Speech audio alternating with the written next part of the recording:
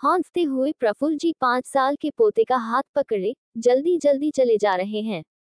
रास्ते में उनके लंगोटिया यार पुनीत जी ने उन्हें राम राम बोल रोकना चाहा, पर वो हाथों से राम राम का इशारा कर इतना समझा कर चले गए कि लौट कर आकर बात करता हूँ।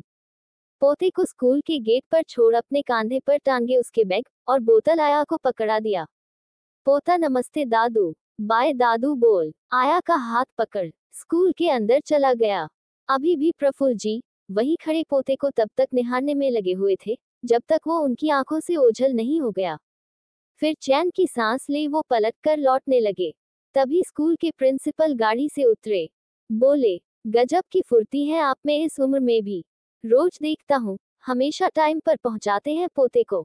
वेरी गुड, प्रफुल्ल जी मुस्कुराकर बोले। जिसने समय की कीमत नहीं जानी वो इंसान ही क्या।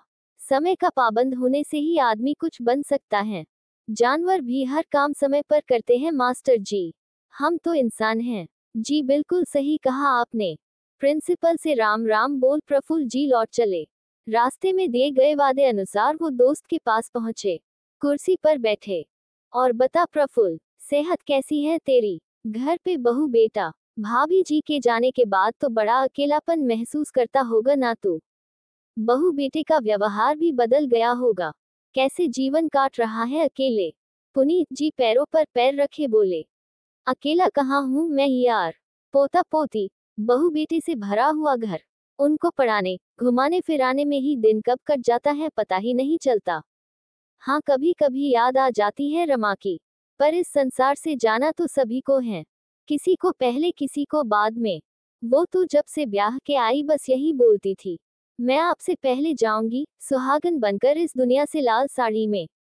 उसके व्रत पूजा को ज्यादा ही सुन लिया ऊपर वाले ने, चली गई लाल साड़ी में। उसकी मांग भरते हुए हाथ तो कांप गए थे मेरे, ऐसा लगा जैसे हंस रही हो। आ जाती है कभी कभी उसकी याद, बक्से से निकाल कर पढ़ लेता हूँ उसकी भेजी हुई चिट्ठियाँ, जिसमें बच्चों का ज्यादा जिक्र है। कुछ कुछ अक्षर धुंधले भी हो गए हैं, उसे अपने से ही पढ़ लेता हूँ। बहू बेटे के काम में सहयोग कर देता हूँ। स्कूल बस वाले 3000 रुपये मांगते हैं 2 किलोमीटर के। मैं क्या करता हूँ, पड़ा पड़ा छोड़ आता हूँ, ले आता हूँ कभी कभी साइकिल से भी। ट्यूशन वाला 2000 मांग रहा था। पीएचडी क्या मैंने ऐसे ही की है, खुद ही पढ़ा रहा हूँ। इतना होशियार हो गया है राहुल। कट रही है मौज में जिंदगी यार। बहू ने सारा मेरा जरूरी सामान मेरे कमरे की मेज पर ही रख दिया है, आसानी हो जाती है। मैं उनकी मदद कर देता हूँ तो वो भी खुशी खुशी मेरे लिए सब करने को तैयार रहते हैं। हर रिश्ता स्वार्थ से जुड़ा होता है पुनीत, तभी दुनिया चल रही है। ये स्वार्थ ना हो तो मजाल है कोई एक दूसरे के साथ रहे। माँ बाप बच्चों को बड़ा करते हैं कि मेरी सेवा करेगा बुढ़ापे में। बच्चे जमीन जायदाद के लालच में जुड़े रहते हैं।